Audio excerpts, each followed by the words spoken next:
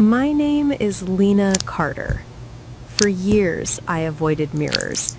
Not because I hated my face, but because I hated what my face reminded me of. Every breakout reminded me of stress I never learned how to handle.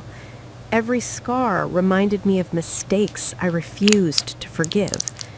Every inflamed patch reminded me of nights spent overthinking, replaying conversations, questioning myself. I didn't just avoid mirrors, I avoided myself.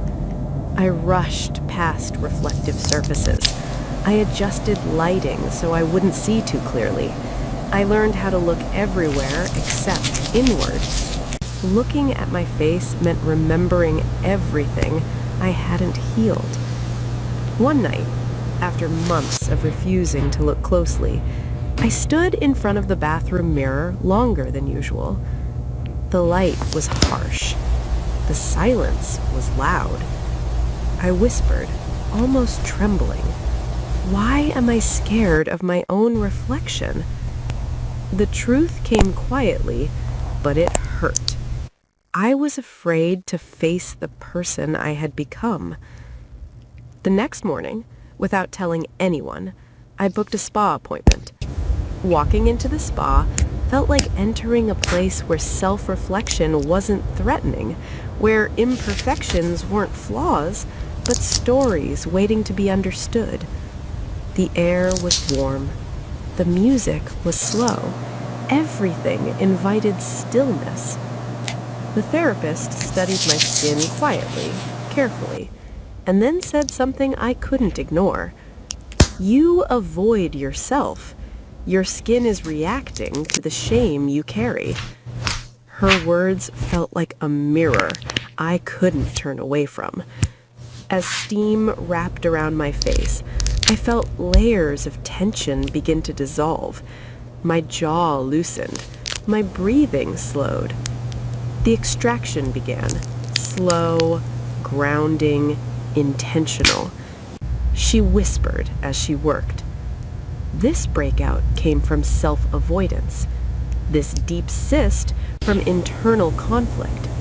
This cluster from emotional overwhelm. These scars from the way you judge yourself. Tears formed before I could stop them. She placed a warm, steady hand on my shoulder and said gently, "You deserve to look at yourself with kindness." Every extraction felt like peeling back shame I had worn like a second skin. Every gentle press felt like forgiving myself, little by little. When she finished, she handed me the mirror.